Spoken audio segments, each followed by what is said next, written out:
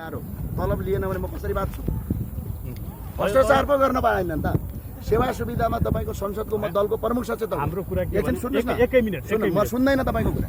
तपाईले बायस काम गर्नु पहिला सुन्नुस् न। बायस एकछिन सुन्नुस्। हाम्रो यो पृष्ठभूमि नसुनिकन तपाईँ आवेशमा नआउनु मान्ने सुन्नुस् न। पहिला अर्को कुरा म युवा सांसद हुनुहुन्छ जोस छ, म पनि त युवा हो, बुझ्नु पर्यो कुरा। युवा हो तर माओवादी युवा हो, समस्या त्यहाँनिर हो, पत्रकार होइन। माओवादी युवालाई मन पराउनुहुन्न? तपाईसँग माननीयज्यू प्रमाण छ माओवादी युवा तपाईँ सुन्नु न। पहिला मेरो प्रश्नको त म संसदको सदस्य हो। संसदको सदस्य भएपछि मैले तलब पक्कै डालिन्छु। गएर तपाईले मेरो ब्याङ्क स्टेटमेन्ट हेर्न सक्नुहुन्छ। मेरो अधिकार हो। तपाईको कुरा सुन्छु, अधिकार हो। दोस्रो कुरा म राष्ट्रिय प्रजातन्त्र पार्टीको दलको प्रमुख सचेतक हो। जुन संविधान र जुन संसदले जुन सुविधा दिएको छ त्यो सुविधा मैले प्रयोग गरेको छु भनेर संसारभरि बोलेको छु। हाम्रो केही टाउको दुखेको विषय तर संविधान मान्नुहुन्न नि त हजुरहरूले।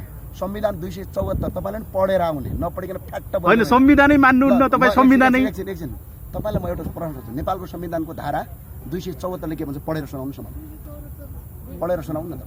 सबै बुझ्दैन, सबैले कण्ठ कहाँ हुन्छ? मित्र साथीले पढेर सुनाउनु। त्यो 274 मात्रै पढेर हुन्छ त। त्यो 274 ले नै भन्छ तपाईँ संविधान आफू नपढ्ने अनि अर्काले यो गर्दैन, युट्युबमा भ्युज कति आउँछ भनेर तपाईँले काम गर्ने।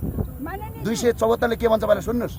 यो संविधान मान्दिन भन्ने मान्छे पनि यो देशको सांसद हुन सक्छ भनेर लेखेको छ। सकियो, यति हो।